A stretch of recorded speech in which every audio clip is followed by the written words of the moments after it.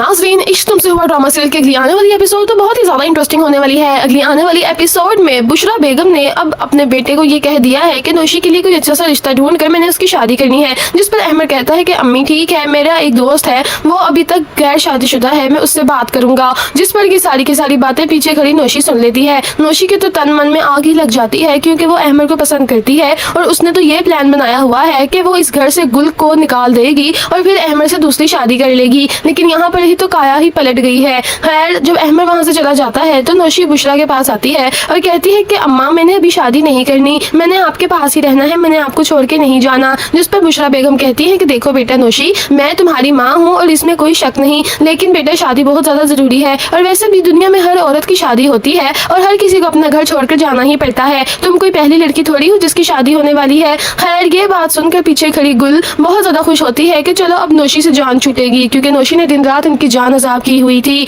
अब दूसरी तरफ सुरैया बहुत ही ज्यादा परेशान है। नोमी जब से अरेस्ट हुआ है उसको समझ नहीं आ रही कि वो करे तो करे क्या, क्योंकि नोमी के अब बाहर निकलने की कोई सूरत नजर नहीं आ रही। ऊपर से नोमी ने जाली केस कर दिया सारा कुछ और किसी को गवाह भी नहीं बनाया जब वो घर बेच रहा था। दरअसल घर गुल के नाम था और अभी भी गुल के पास ही उस घर के ओरिजिनल कागजात हैं। गुल चाहे तो वो घर दोबारा से अपना नाम करवा ले और तो और नोमी को भी वो बाहर निकलवा सकती है। सुरैया अपनी माँ को कहती है कि अम्मी, मैंने सोच लिया है, मुझे नहीं लग रहा कि नफीस भाई और रईस भाई मेरे शौहर नोमी को बाहर निकलवाएंगे। अब इसका आखिरी हल यही नजर आ रहा है कि मैं गुल से माफी मांग लूं और गुल को ये कहूं कि उसको खुदा का वास्ता है मेरे शौहर को बाहर निकलवा दे। जिस पर सुरैया की माँ कहती है कि तुम उस दो टगे की गुल को मुंह लगाओगी। जिस पर सुरैया कहती है, अम्मा, आज तो वक्त ने मुझे वहाँ खड़ा कर दिया है कि मुझे गुल से मदद चाहिए, क्योंकि सिवाय गुल के कोई भी मेरे शौहर को बाहर नहीं निकलवा सकता। अब सुरैया जाती है गुल के घर में और गुल के घर में जब जाती है तो बेचारी गुल अपने कमरे में बैठी होती है। सुरैया जब उससे मिलने आती है तो गुल हक्की बक्की रह जाती है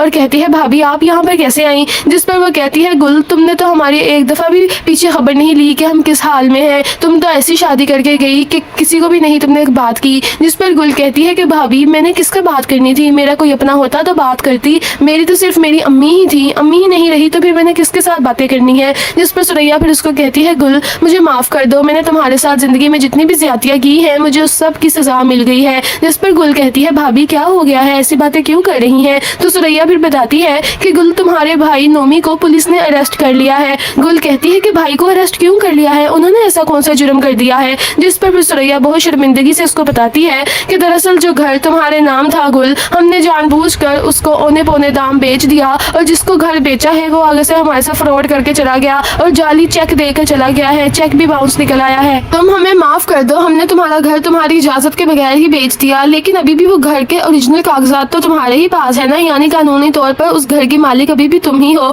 जिस पर गुल तो हक्की बक्की और परेशान हो जाती है और कहती है कि भाभी, मैं कभी सोच भी नहीं सकती थी कि आप लोगों को अम्मी के जाने के फौरन बाद ये काम करना भी रह गया था। आप लोगों को जरा तरस नहीं आया कि वो मेरी माँ की आखिरी निशानी थी, मेरी माँ वहाँ पर रहती थी और आप लोगों ने उस घर को ही बेच डाला। जाए, मैं आपकी कोई मदद नहीं करूंगी। जिस पर सुरैया उसके आगे हाथ जोड़कर खड़ी हो जाती है और कहती है, गुल, मुझे माफ कर दो, मैं जानती हूँ हमने अच्छा नहीं किया, लेकिन तुम ही हो जो मेरे नोमी को इस कैद से निकलवा सकती हो, बस तुम्हारी गवाही ही जरूरी है। तुम जाकर वहाँ पर कोर्ट में गवाही दे दो कि ये घर तुम्हारे नाम है और तुम्हारे नोमी भाई का कोई कसूर नहीं है, बल्कि उनके साथ भी फ्रॉड हो गया है, तो मेरा शौहर जेल से बाहर निकल आएगा। इतने में ही वहाँ अहमद आ जाता है और कहता है कि सब खैरियत तो है ना गुल? तो गुल कहती है, कुछ नहीं अहमद, मैं आपको बाद में बताती हूँ। खैर, इतने में ही सुरैया अपने घर वापस चली जाती है। अब दूसरी तरफ नफीस ने तो ये पूरा का पूरा प्लान बना लिया है पिंकी के साथ मिलके कि वो ये घर अब जब्त कर लेगा। पिंकी उसको कहती है कि नफीस, अब जल्द से जल्द कुछ करो और अपनी इस सौतेली माँ को कहीं इधर उधर लगाओ। जिस पर नफीस कहता है कि पिंकी, ये काम बड़ा ही मुश्किल लग रहा है,